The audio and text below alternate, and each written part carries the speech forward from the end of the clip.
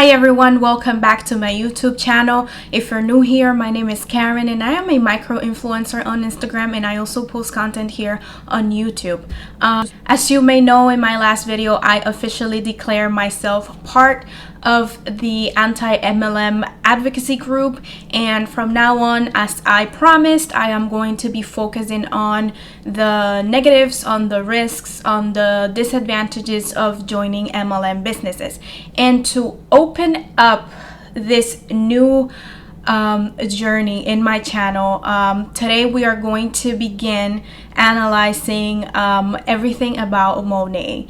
And today on this video, to start, we are going to be taking a quick look at the MONAT contract, the policies and procedures that they have on the website, and that every person who is interested in joining MONAT needs to sign and needs to be aware of. So today we're going to be analyzing that contract.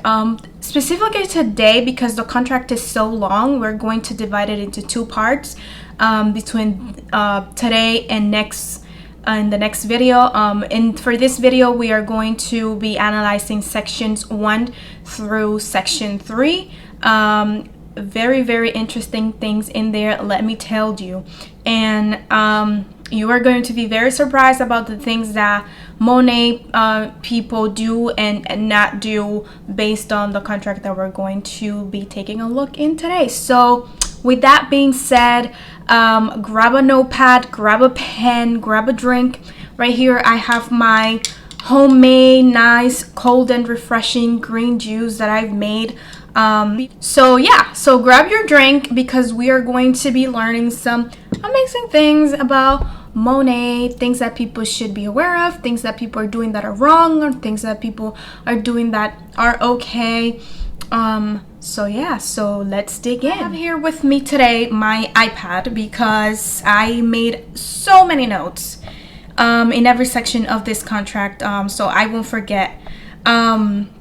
Very interesting stuff in this contract, and I am also going to be using my brand new anti-blue light glasses that I got from Amazon. I'm gonna put the link down below if you want to purchase some anti-blue light glasses as well. For me personally, because of quarantine, I've been working from home, spending lots of time on the screen, zooming, having meetings, everything like that, being on the phone as well. So to protect my eyesight, I had the opportunity to buy these glasses, and so they're very affordable and they look so great. I purchased a few other models. I will use them probably later on, but I'm gonna use these for today. So yeah, let's dig into this contract. So if you go into the MONAT website and you scroll all the way to the bottom, you're going to find the MONAT policies and procedures contract agreement. And this agreement was last revised in April 1st, 2019. So last year. This is, I would say, fairly new. And it's only for people that join MONAT in the United States. So this does not apply to people in other countries, for the sole reason that we live in the United States. I live in the United States. The majority of people in my social media are in the United States, so that's how we're going to be taking a look at today. So let's begin. Section 1, or the introduction of the contract, basically starts out by basically letting people know that it's everyone's responsibility to read through the contract, that they understand every single one of the words written in here, and that once you sign, you are held liable for the things that you do and the things that you say regarding your MONAT business. So first of all, in section 1.1, it basically talks about that, and I just want to quickly read one sentence. It says here, and it says, "It is the responsibility of each market partner to read, understand, adhere, and to ensure that he or she is aware and operating under the most current version of these policies and procedures." So basically, this contract is from April 2019.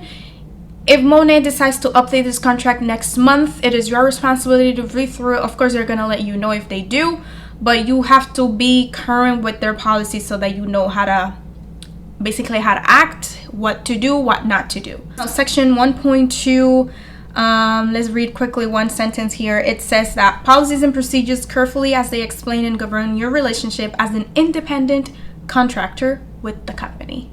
So as I mentioned before in one of my videos, if you want to join MONAT, you are not an employee, you are an independent contractor. And in here, section 1.2, you are agreeing that your relationship with MONAT is not an employee-employer relationship.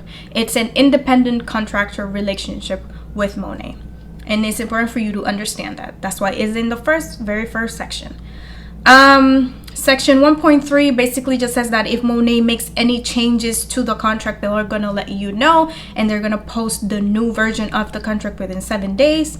Section 1.4 talks about delays.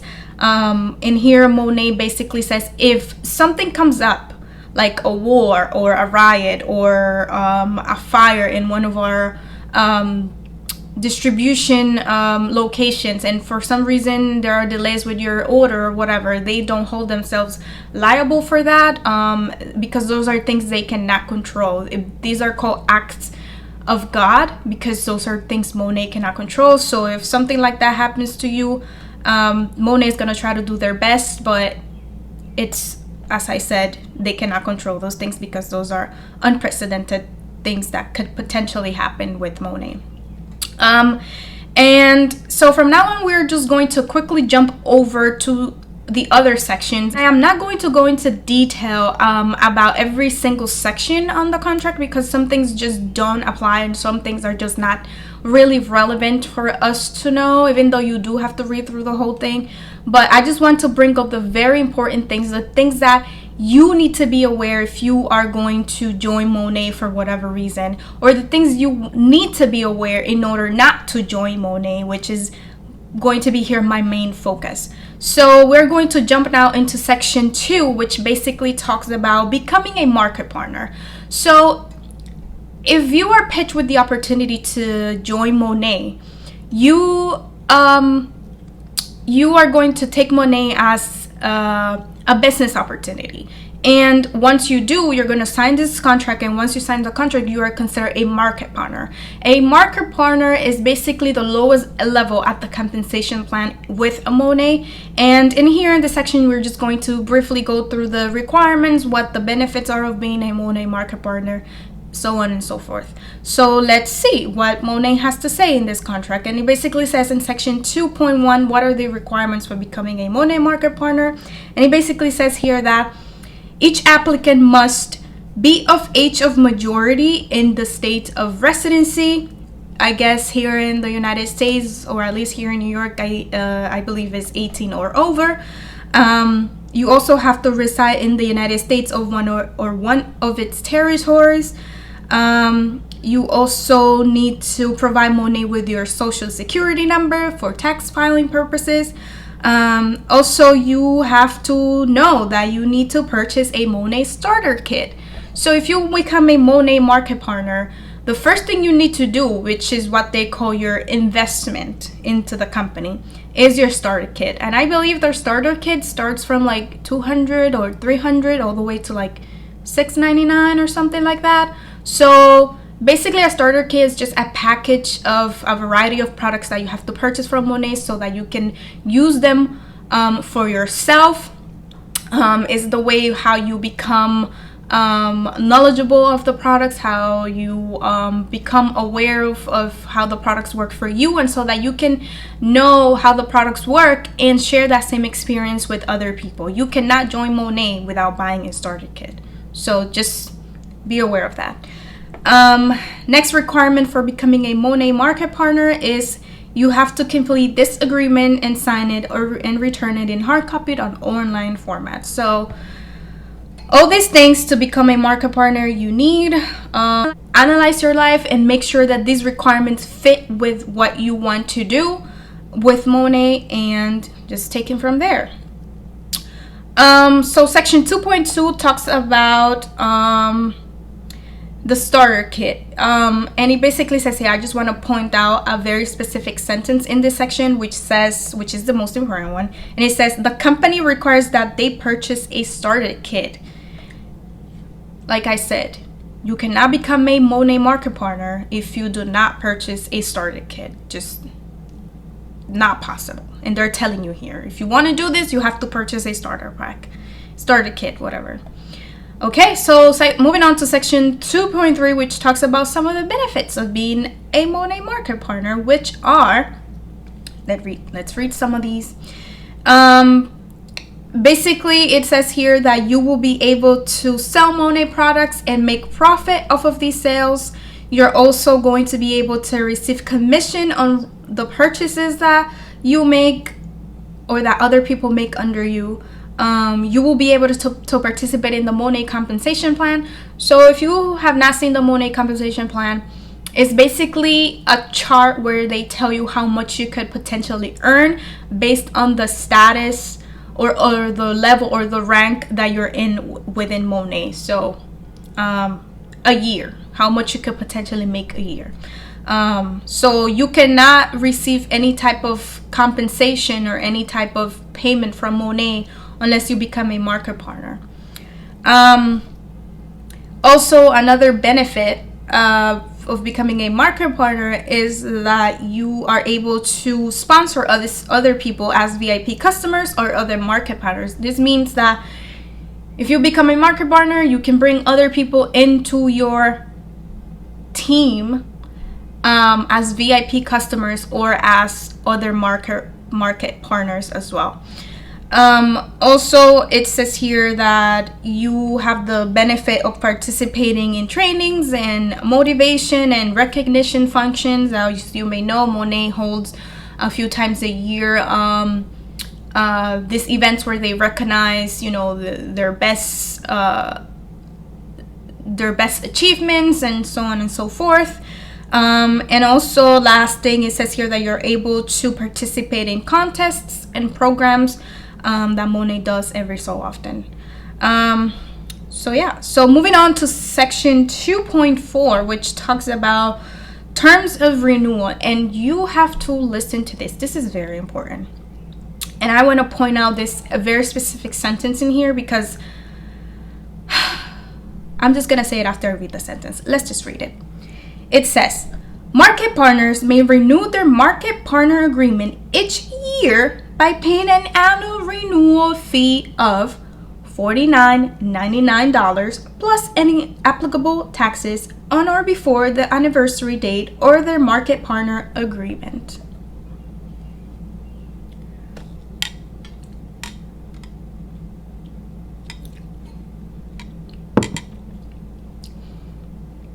But I thought MONAT had no fees. I thought there were no fees whatsoever associated with MONAT. Have you not heard that? Have you not seen on social media MONAT market partners advertising the MONAT opportunity? And one of the very key things that they put on their advertisings is that there's no fees associated whatsoever with MONAT opportunity. So Section 2.4 of the contract says there is an annual renewal fee of $49.99.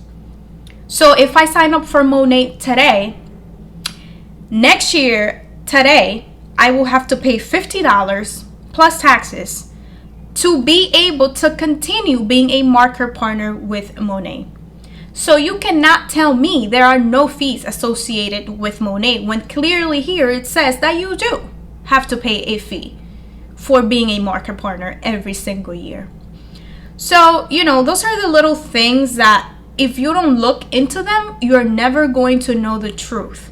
And it's very easy for us to be convinced with this social media advertisings about, no fees, I have to pay literally nothing, the opportunity is free. No, the opportunity is not free. You still have to pay. Yes, $50 may not be a lot of money for you, but you still have to pay. You still have to pay to be inside of MONAT. So maybe that's something new for you. I hope it is. Now let's move on to section 3 of the contract, which basically talks about operating your MONAT business. And this section was very, very interesting to me because I noticed that this section is the biggest, most detailed, and most extensive section of the entire contract. That's why today we're only going to talk about sections 1 to 3, because section 3 is so long for whatever reason. And this is why, because it basically focuses on advertising and the things that MONAT market partners cannot do and do when they're advertising the opportunity of becoming a market partner to other people on social media. So let's dig in. So section 3.1 basically says this very interesting thing that I'm going to read it. And it says, market partners should not require or encourage other current or prospective market partners or VIP customers to participate in MONAT in any matter that varies from the program as set forth in official MONAT literature.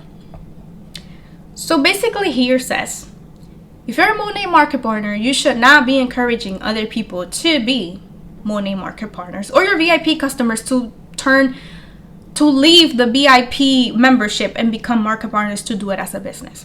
You shouldn't be doing that.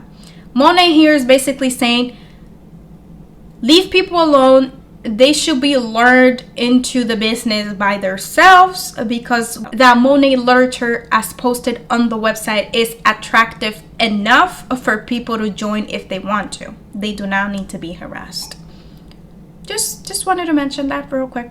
I'm pretty sure you know what I mean by this and what the contract here means by that. I don't have to talk about it a lot. So section 3.2 is a big section, and it talks about advertising, and it has a whole bunch of subsections. So we're going to be going into some of them. And to start off, section 3.2.1 says something very, very interesting, that it says that MONAT market partners must avoid all discourteous, deceptive, misleading, unethical, or immoral conduct or practices. If MONAT market partners were allowed to develop their own sales aids and promotional materials, notwithstanding with their integrity and good intentions, the likelihood that they would unintentionally violate any number of statutes or regulations affecting MONAT business is almost certain. So what is MONAT saying here? MONAT is saying that if you want to become a market partner, you have to be very, very aware of the things that you do and say in person and in social media, because that could potentially affect the reputation of MONAT, the company itself. So please, if you're out there doing MONAT, think not twice, but 3 times about the things that you're going to say and do, because not only you're hurting yourself as a person, you're hurting the people that are believing in you, and you're hurting the company if you do something wrong. Now, section 3.2.2 talks about online conduct. I love this and how they named that specific section, because we've seen very, very, very crazy things happen on social media when it comes to MONAT market partners. Crazy things. So let's just see what MONAT has to say about this. So in section 3.2.2, it says, subsection A, it says, no market partner may independently design a website that uses the names, logos, or product descriptions of MONAT. So no MONAT market partner out there should be having like a third party or an external website to be advertising MONAT products. Every single purchase of MONAT product needs to happen in the MONAT website. Okay, so now we're going to jump over all the way to subsection G of that same big section, which talks about buy and sell sites. Still talking about websites. And basically here it says, I just want to read one sentence. It says here, MONAT prohibits the listing or selling of MONAT products on buy and sell sites such as Amazon, eBay, Facebook groups, Walmart.com, and other buy, trade, swap pages or social media platforms. Suspension or termination of your MONAT account will happen if you do this.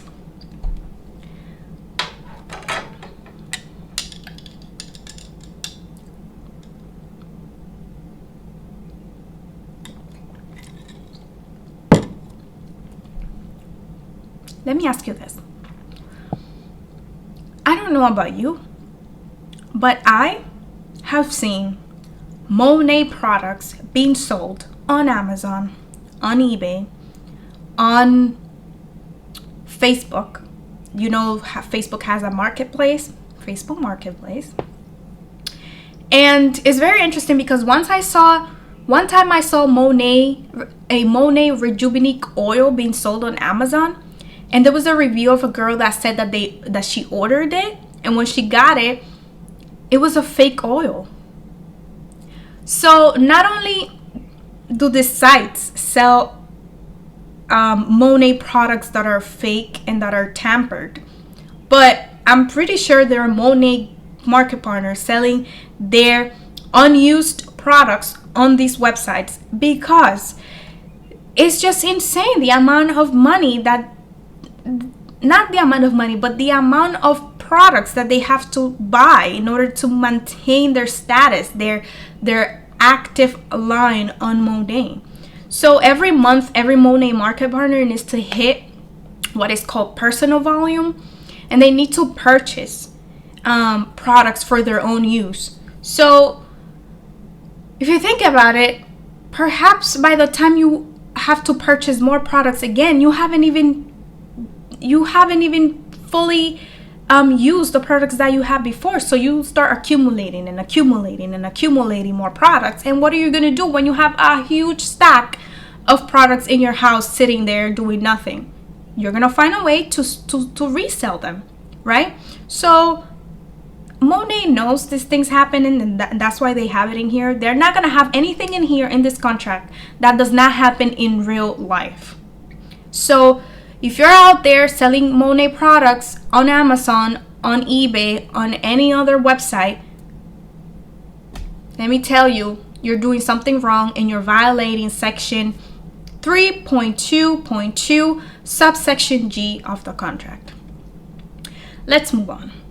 Let's move on to subsection L, which talks about social media. And it basically says the same thing, that no product sales or enrollments may occur on any social media site. So market partners should not be going out there enrolling people on Instagram, enrolling people on Facebook, TikTok, Snapchat, whatever. Any product sales of MONAT and any VIP customer or market partners enrollments need to happen in the MONAT website. If it doesn't happen in the MONAT website, you're doing something wrong. You need to go check yourself. Moving on to section 3.2.3, which talks about telephone directories and listings.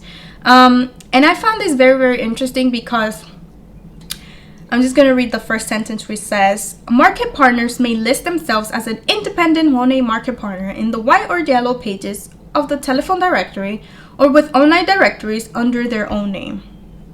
So basically, who uses yellow pages anymore? Nobody does that. But we can use this same section to interpret it in the modern world. And what is the modern world version of telephone directories or yellow pages is online directories, which are probably like job sites like Indeed or Craigslist, where you can just put a post on there and say, hey, I am a MONAT market partner. Would you like to buy some products from me? Or I am a sales rep or whatever. And then people go and they apply to this job positions thinking that is a real job, but it's not a real job. It's just somebody behind the Craigslist or the Indeed post trying to sell you products into an MLM company. So be careful with that, with those posts. So now moving on to section 3.2.5, which talks about media. And it basically says here, I'm just going to read the first sentence, which says, market partners must not attempt to respond to media inquiries regarding MONAT, its products, or their independent MONAT business. So why does MONAT put this in here? It could be the case that a TV show, a news channel, a reporter may contact a MONAT market partner and be like, hey, we would like to interview so we can find out more about the MONAT, the whole MONAT opportunity of doing it as a business. the MONAT market partner should not say yes, should not agree to that. MONAT has to, actually the market partner needs to put that interviewer, that TV channel, that news channel in contact with MONAT, so that MONAT and the third party can link up, and then MONAT will, would probably assign a good MONAT representative to do the interview or whatever. But MONAT market partners should not be responding to any media inquiries from people who want to interview you or want to find out more about the business. Same thing with TV and radio. As it explains it on section 3.2.6. It basically says there that MONAT market partners must not utilize radio or television media for the advertising, distribution, or promotion of MONAT products or opportunity without the express consent of MONAT. So MONAT market partners should not be putting ads on TV or rolling ads on the radio about being MONAT sales reps and stuff like that, because that's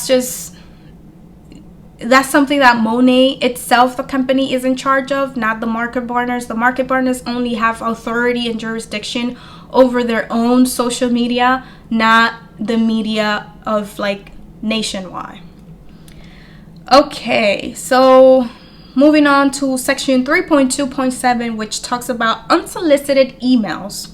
And this section was a little bit interesting to me, because I always wonder, why don't MONAT just email people about these opportunities? You know how sometimes you get emails like about jobs, and like sometimes they land in your spam folders and stuff like that. Why does MONAT only allow market partners to interact with other people just only on social media?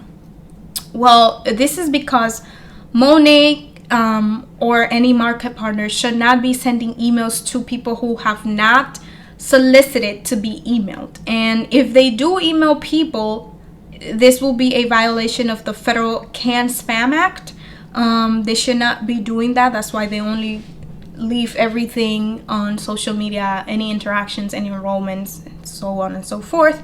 Same thing with unsolicited faxes. I mean, who uses faxes anymore? Section 3.2.8 talks about that MONAT shouldn't be sending faxes to people who have not solicited any faxes of any sort about any MLM opportunities. So yeah. Okay, so now moving on to section 3.3, which talks about bonus buying prohibited. And this one was super interesting, because as you may know, or as you may have seen on social media, probably every like 2 weeks, MONAT has flash sales. They always have this new product or this product that has ridiculous price, and now they put it on sale, and it's like super cheap now if you buy with this other product and this other product. And so you may think, oh wow, people take advantage of the sale, because every so often the website goes down because of how many orders they're receiving, whatever. But in this section, I want to highlight a very specific sentence that says, MONAT market partners may not personally purchase more than $1,000 in products per month unless they can certify in writing to MONAT that they have pending retail orders in excess of that amount, or they can provide MONAT with other written reasons as to why such a purchase is necessary. So you may think, these flash sales, probably people take huge advantage of the flash sale, especially if it's a good one. And in order to avoid people buying excessive amount of products, MONAT has put a limit of $1,000 per month of you purchasing any products during flash sale. And that makes sense, because what somebody in MONAT could potentially be doing is buying a whole bunch of products at really low prices during the flash sale and going outside in their own time and selling those same products at the regular price.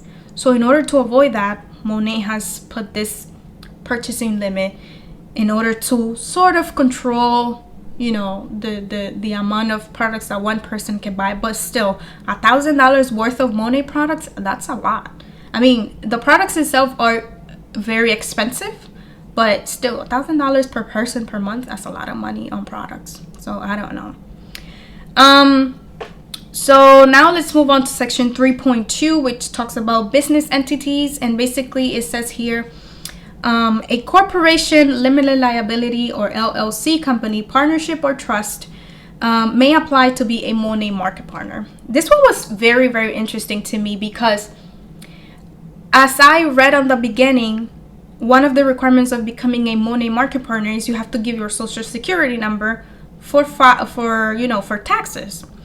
But let's say you don't want to do that. You don't want to give your social security number. And let's say you are a hair salon owner.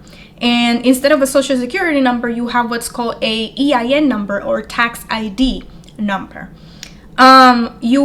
Instead of using your own social, you may want to use that tax ID number to enroll your business as a market partner in MONAT so that you can purchase MONAT products and sell them and use them for your customers at your hair salon. You can do that. If you want to do that, you can do that. Perhaps something you didn't know, it was new to me. That's kind of cool because I always wonder how come I've seen some hair salons on social media that only use MONAT products, and I'm like, wow, it must be very expensive to wash your hair in a MONAT exclusive hair salon because the products are not cheap. But if you enroll your business, your hair salon business, as a market partner in MONAT, of course you get a discount for the products that you buy, so it comes in handy. Okay, so now moving on to section 3.5.1, which talks about cancellation. And I'm going to read the first sentence in here that says, a market partner may legitimately change organizations by voluntarily canceling his or her MONAT business and remaining inactive. Following the 6-month period of inactivity, the former market partner may reapply under a new sponsor. So what does this mean? This means that if I become a MONAT market partner and something happens in my life, I can no longer do MONAT, and I'm like, okay, I'm going to basically put a stop, or I'm going to quit MONAT. You can do that, and you're going to be categorized as inactive. So let's say that 4 months from now I want to rejoin MONAT. You can't. You have to wait 6 months to rejoin MONAT, and you cannot rejoin MONAT as the same level as you were before. You have to join MONAT as a market partner under a new upline. So let's say that my coach, my mentor, my upline was Maria. I was a market partner under Maria, and I quit MONAT. I wait 6 months to rejoin. I cannot go back to Maria's team. I have to go under someone else, maybe Barbara. So I have to restart the whole process all over again. And this hurts if you are like almost at the top of the compensation plan in MONAT and you have to quit and start all over again. Like, it's harsh. But something that a lot of people, when they join MONAT, they don't know, and it's important for you to know. So moving on to section 3.6.1, which talks about indemnification. I am very aware of what this language in here means because I do this for work on the regular. And it basically says here that if something happens, if a MONAT market partner does something wrong and they think it's the fault of MONAT, once they sign this agreement, they're releasing MONAT from any responsibilities. They're basically saying MONAT had nothing to do with it. MONAT is going to wash their hands and be like, you signed the agreement in which you are basically saying that you're responsible for your own actions and your own verbal and written statements. So do not come back to MONAT trying to sue MONAT for anything, because you're an independent contractor. You are responsible for the things that you do and say. I'm sorry. Okay, so moving on to section 3.6.2, which talks about claims. This one is super important, and I'm going to read some of it. The first part says, no claims, which include personal testimonials, as to therapeutic, curative, or beneficial properties of any products offered by MONAT may be made except those contained in MONAT official literature. Market partners may make no claim that MONAT products are useful in the cure, treatment, diagnosis, mitigation, or prevention of any diseases. So what does this mean? This means that you cannot, as a market partner, be going out there and saying, oh, MONAT products cures hair loss, or it cures split ends, or it cures any type of scalp or hair diseases that people often have. Perhaps, yes, the MONAT products that you've been using have cured your own hair loss, or your own split ends, or your own dry hair problems. But it does not mean that because it worked for you, it's going to work for other people. So you cannot be going on social media saying, oh, you should use MONAT because it cures hair loss. Not true, because it's not true for everyone. Everyone has a different hair type. Everyone has different health conditions. And it may be a totally, completely different experience for them when using MONAT. So don't go out there saying that MONAT is curative and beneficial for the cure and the treatment of certain diseases, because you don't know that. Unless MONAT has said it in their own website, in their own MONAT literature, you should not be going out there saying that, because you're not a scientist, you're not a chemist, you're not a doctor for saying that. Okay? So moving on to section 3.6.2, which keeps talking about claims. And it basically says here, I just want to point out one specific small sentence that says, market partners may not make product comparisons. Woo! I loved it. I think this was my favorite part of the whole thing. And I don't know about you, but I've seen on social media MONAT market partners doing product comparisons, especially with the dry shampoo. They've been taking MONAT dry shampoo and another dry shampoo from another hair care company, and what they do is they turn on a little flame or a Zippo, and they spray the MONAT dry shampoo into the flame, and then they use the other dry shampoo and spray it into the flame. And what happens in the demonstration that this market partners be doing on social media is that when you spray the MONAT one into the flame, nothing happens. But then when you spray the other hair care company's hairspray, the flame goes crazy. It basically kind of explodes. And MONAT is saying here, market partners may not make product comparisons. So why are these people doing these experiments? And they're literally putting them on their IGTV for people to be like, oh my God, MONAT products are the best because the dry shampoo doesn't make this huge fire. I mean, come on. Really? Do you want to get burned? What are you going to tell the doctor when you go to the hospital if you get burned? Oh, I was trying MONAT dry shampoo and I was comparing it with other products and I got burned in the process. Really? Really? If you get burned and you go to the hospital and you spend thousands of dollars on a really bad burn, MONAT has nothing to do with that. They give you no insurance for you to cover that. So you're on your own. So stop experimenting with products like this. It's dangerous. MONAT here says that you should only be making comparisons of products based on what they put on the website. And MONAT has this little chart or where they compare MONAT products with other products, not even specific hair care companies products. They just call it other, in general, other. And basically MONAT only compares the size of the products, the ingredients of the products, and the prices of the products. MONAT is not putting any videos on their website about spraying hairspray on a freaking flame.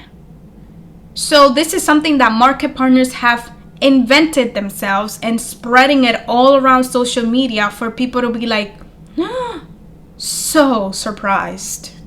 And it's just wrong. First of all, it's a breach of contract. You should have known you shouldn't be doing that. And second, if you get hurt in the process of doing that, it's going to be really sad. So just don't do that.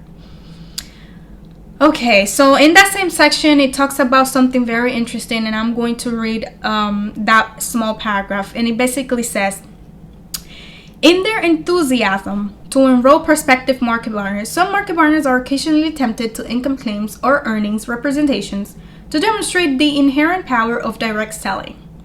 This is counterproductive because new market partners may become disappointed very quickly if their results are not as extensive or as rapid as the results others have achieved.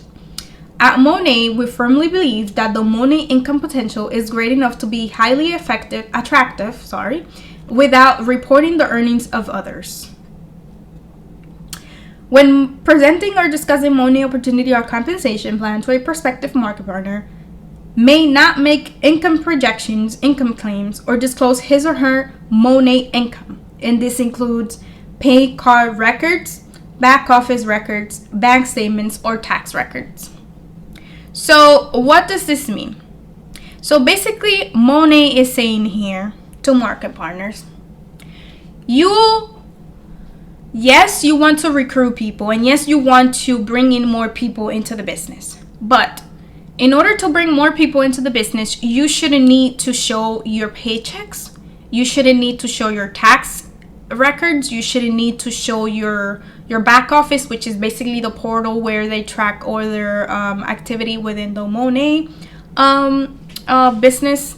And like, you shouldn't need to show any of that to people.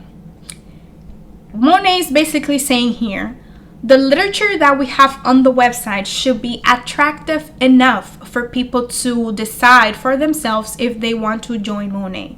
You shouldn't have to do that. And that's why, let me tell you, every Friday when MONAT girls get paid, they show their paycheck, right? And they always blurt out the amount because they're not supposed to show the amount of money that they're getting paid. So that's the reason why MONAT girls cannot show their paycheck. They do show you on Fridays, they do show you the whole like email of the paycheck, but they don't show you the amount. That's why they can't do it.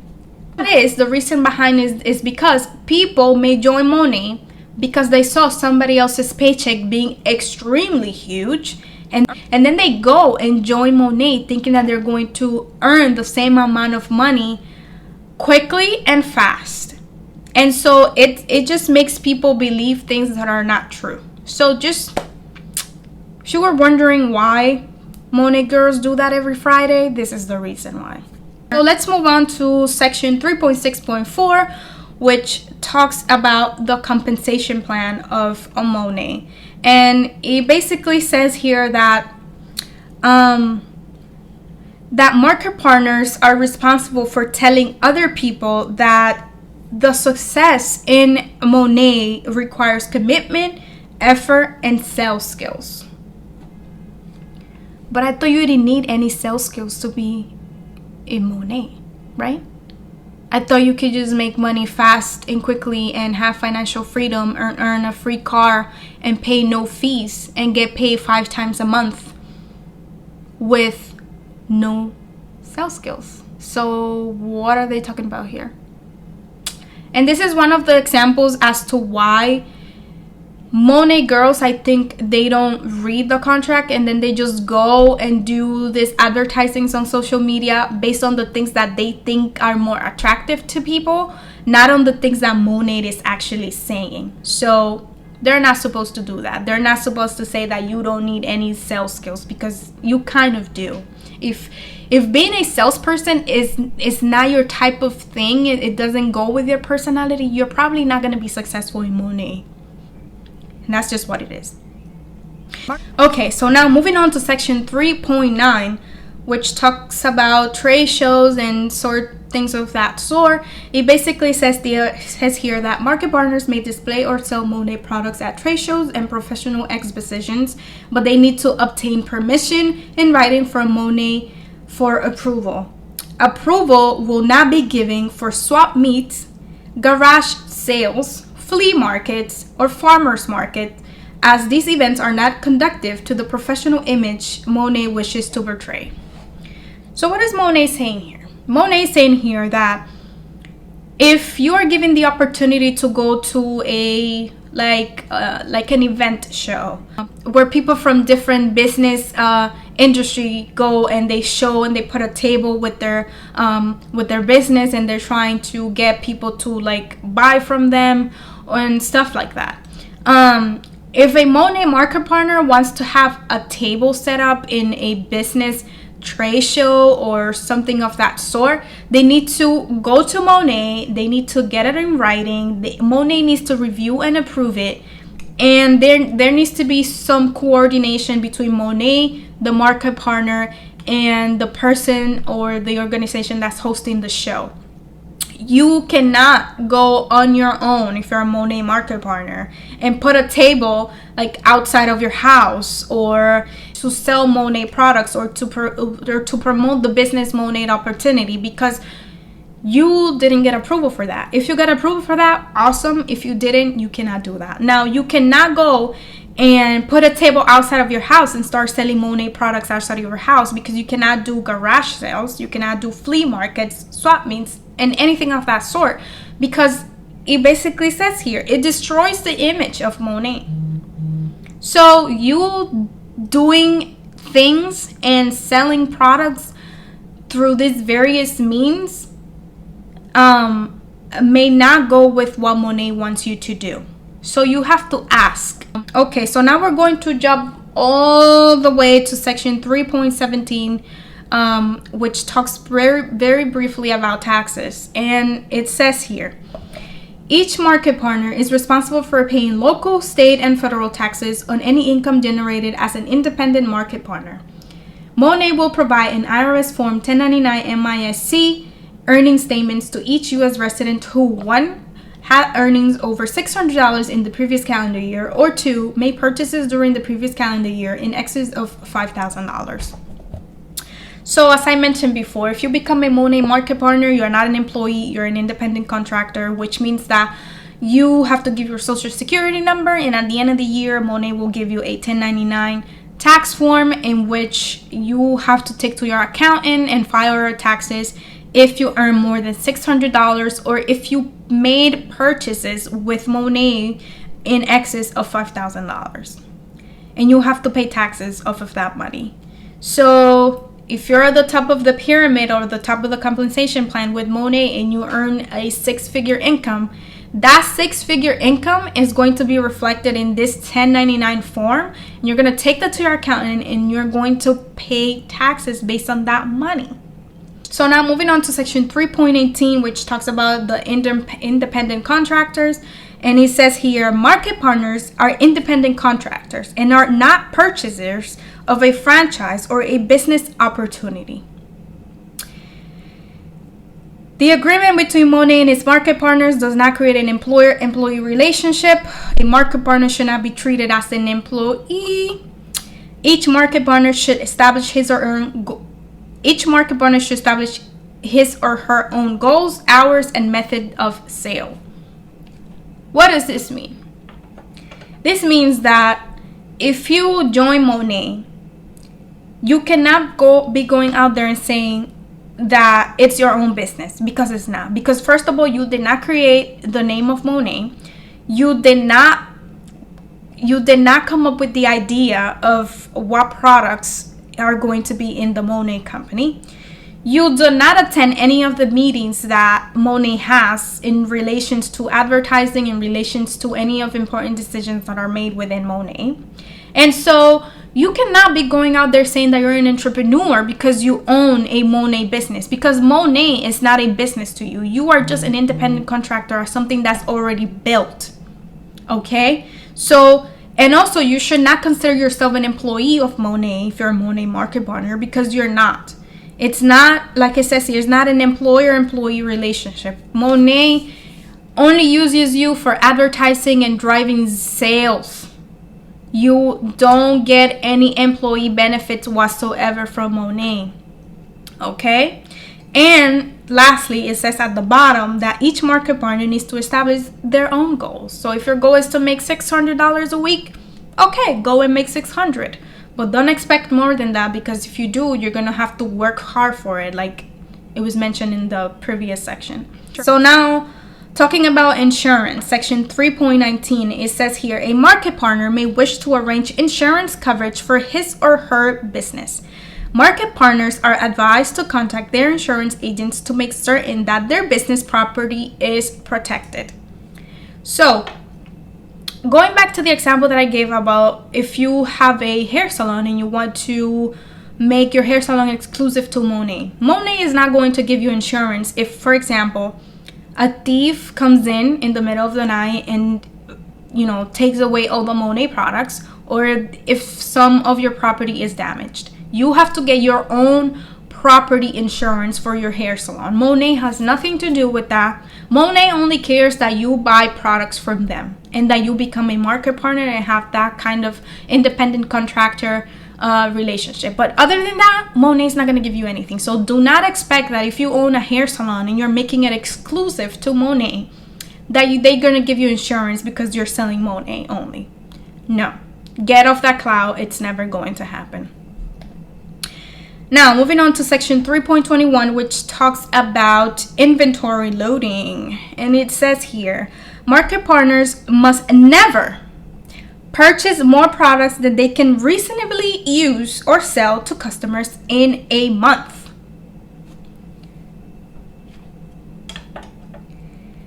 How many pictures have you seen of MONAT girls having a huge stack of products in their house? Literally products stacked up on products. And you think they use all those products in 1 month? So it's really sad the amount of product that these people have to buy in order to maintain themselves active within MONAT. Like it's strictly advising here that you should not be buying more product than you can use in 1 month. Now, moving on to section 3.24, which talks about business, being a market partner with MONAT, and how many people in your house can be market partners at the same time. And it says here, individuals of the same household may not enter into or have an interest in more than one MONAT business. Husbands and wives, domestic partners, and common law couples who wish to become MONAT market partners must be jointly sponsored as one MONAT business. So for example, if I want to do MONAT and my husband wants to do MONAT, we cannot have two MONAT businesses going on in one same household under one address, because it's not right. Like, you're gonna generate too much income into one household. So what they're saying here, if you and your husband or your significant other want to do MONAT, you have to do it as a joint business. Both of you will be running the same business, MONAT market partner account, and you will be basically like colleagues in the same business. Okay, now this one is very interesting. Section 3.25, it talks about, still talking about household members in MONAT, and it says, if any market partner immediate household engages in any activity which is performed by the market partner would violate any provision of the agreement, such activity will be deemed a violation of the market partner, and MONAT may take disciplinary actions. If I do MONAT, and let's just put an example, if my husband leaks my paychecks or any information related to my MONAT business, it is my responsibility that he leaked those documents. Like, that shouldn't happen. You as the MONAT market partner in the household will be held responsible for anything that is considered a violation of this agreement. We're going to jump over to section 3.29, which talks about separation of MONAT business. And this one is very interesting because, like we mentioned, if you and your husband want to do MONAT, you have to do it as a joint business. But what about if you get a divorce? Well, it says here, at such time as a marriage may end in divorce, this will affect the interest and income of other businesses up or down the line of sponsorship. One of the parties may, with consent of the other, separate the MONAT business, or B, the parties may continue to operate the business jointly on a business as per usual basis. Under no circumstance will MONAT split commission and bonuses payments between divorcing spouses or members of dissolving entities. Affiliate who retains no interest in the business must wait 6 calendar months from the date of the financial solution before re-enrolling as a market partner. So what does this all mean? This basically means that we're married, we're doing MONAT as a business. If we decide to get a divorce, who stays with the MONAT business? If I want to stay with the MONAT business, I can, but my partner has to agree that I can stay with it. MONAT is not going to split checks between both people just because you're divorced. You have to come to an agreement between you and your partner as to how you're going to proceed with the business. So one of them will have to give up. One person will have to keep the business and the other person will have to leave the business and start all over again, wait 6 months and rejoin the business under a new upline and start all over again from the very bottom as a market partner.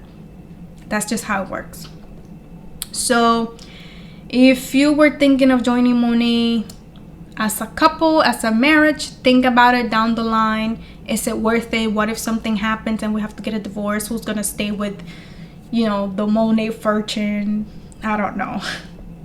Okay, so now moving on to section 3.31, succession.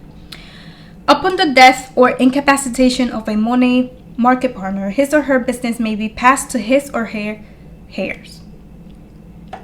So if I do MONAT and I have a daughter or a son, and I want them to inherit my MONAT business, I can do it in writing, and my daughter or my son will inherit the MONAT business. So now moving on to section 3.34, which talks about telemarketing techniques. This one I found very interesting. In the middle that it says, cold calls opportunity constitute of telemarketing and are prohibited.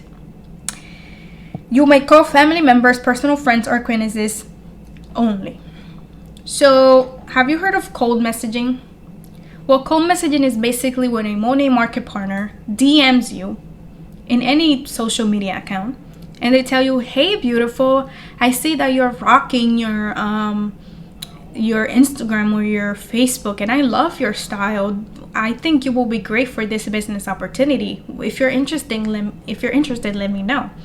That's cold messaging. And for whatever reason, MONAT market partners are allowed to cold message, but they're not allowed to cold call. If they have your number, they cannot be calling you for you to join the opportunity. That's prohibited. Now, if you have a friend, a close friend, or a close family member, or a personal relationship with you where you feel comfortable enough to call that person and tell them about that, then yes. But if it's a stranger and that stranger has your phone number or found your phone number from someone else, or I don't even know where, they're not supposed to do that. They're not supposed to call you. So yeah. This was very brutal. This contract is really crazy, but it was very, very interesting for us to know. We just analyzed sections 1 through 3. We learned so much. We just discovered a few things that MONAT market partners advertise that are not true. For example, about the fees. They tell you that there's no fees, but there are fees. Or about the fact that you don't need to have any sales skills, but you do need to have some sort of level of sales skills to be successful in the company. Just make sure that you read through this because this is really important. That's why I'm taking the time to read through it and put it out in YouTube here as content for you to have it as an easy source of information. It's easier for me to tell you what MONAT is saying here than for you to probably go through how many pages is this? 30 pages worth of contract terms and crazy things that are said here. I hope this has been extremely helpful for you, for your family, for your friend, whoever around you that is doing MONAT. And even if you're thinking of joining MONAT, as I said, you have to really analyze your life and make sure that something is right for you. And to be honest, if you ask me, MLM opportunities are not right for anybody. Everyone joins multi-level marketing companies for plenty different reasons, and I have not yet seen one good reason to join one, so I am never going to encourage you to join one. And but we just have to respect the people that are in it and respect the people that have done it in the past, and you know, just go with the flow, because people need to realize at some point that something is not working out. And if it's not working out, it's because you're doing something wrong. And if you're doing something wrong, it's because you probably didn't read through this. And just share this with people that around you that are doing MONAT or that are thinking of doing MONAT, so that they know exactly what they're getting into. That is my goal, for you to know exactly what you're getting into. So this is it for today, and I am going to see you on my next video, where we're going to discuss the rest of the contract, sections 4 all the way through 10. The rest of the contract is very easy. We are going to, you know, skim through it again and highlight the very important parts. And yeah, I will see you on my next video.